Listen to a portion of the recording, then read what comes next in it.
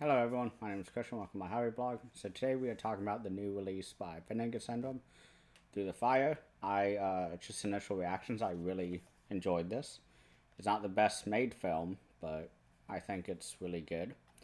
Um, it's directed by Gary Markham, who I've never heard of. I don't think he's done any other movies. I was watching the special features on this, so I was just kind of curious about this film and the different cuts of it. And apparently, there were three things that the director wanted to do in his life. One was make a movie, one was to become a police officer, and then like join the Navy. It was like something weird, and this was the last thing he needed to do. He did go to like flight school or something. So first and foremost, let's just talk about the physical packaging itself. So I have the nice slipcover. It looks really odd in person because it is very like scratchy on the edges, which really worried me when I first opened it. But I was just kind of shocked when I opened it, and especially here on the bottom, you can kind of see how much it looks like actual damage, but it's not. And then when you take it out, I have the original. Well, the cut of the film that they also include, aside from the theatrical, is The Gates of Hell 2. It has nothing to do with the original. I haven't seen the original either. But this cut of the movie, The Gates of Hell 2, was actually the guy who was in charge of distribution. The director wanted really no part of it. And so he was just kind of like, just make us money. Like, have good deals. And apparently the guy went in and like re-edited the film and released it and pretended like it was a sequel, and so it made like money, like just enough to where they made the money back. But this movie was just lost like forever because nobody liked this. Everyone talked shit about it, and then it's really this release by Bene Syndrome where they finally have the theatrical cut out. So I really like that a lot. I'm happy I watched the theatrical and not this, The Gates of Hell. But it comes with an audio commentary track with the director, his best friend, who was also the producer for this film, and then it comes with this cut, The Gates of Hell 2, and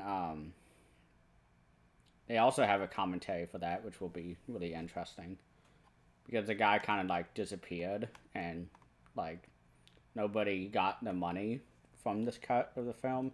It did really well in Europe, apparently, the original cut. But in the American release, it did just good enough to where they made the money back. But this is a satanic horror film, all about a woman's sister goes missing, and so she hires a police officer and they investigate. There's a lot of humor in this film, which I was shocked about. It's more of an action film. There are a lot of like gun shootouts and not martial arts, but like lots of punch fights and stuff like that.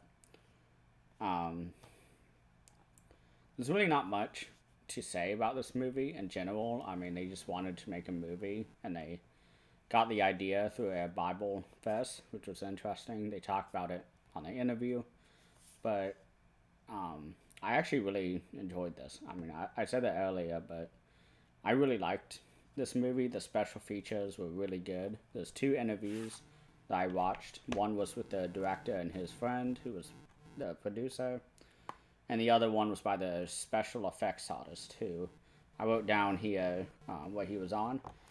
This was his first movie that he was the main like special effects guy for.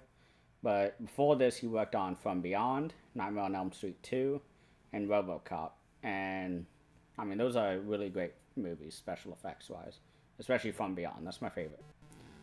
But after he did this movie, he never saw it again and forgot kind of its existence.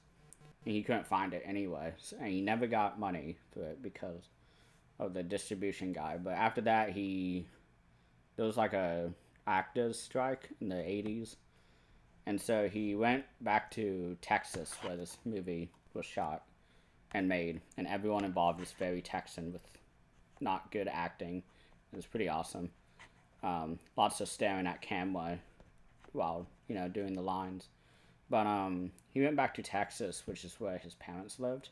He made his own studio, so he ended up doing the game Doom. He made the jump to digital special effects.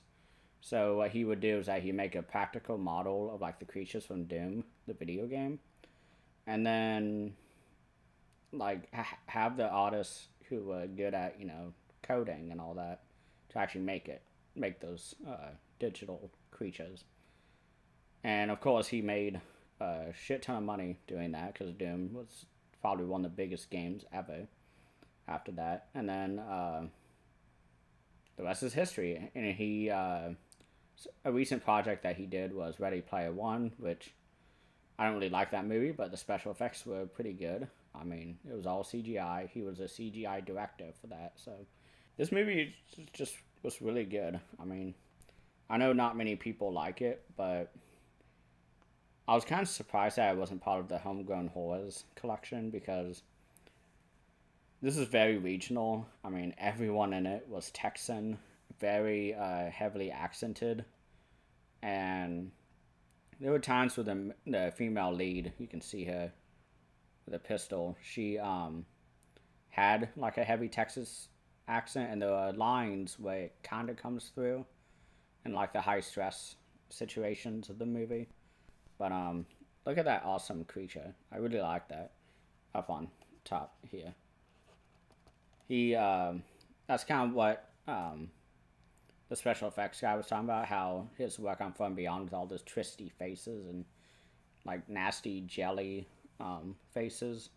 That was his take on it. So really cool stuff. I mean, I really like the special features. Do not watch the other cut of the film because it's not even the director's. The guy did it behind his back. But this was just really good. I really liked it. I don't have much else to say. So yeah, thank you all for watching.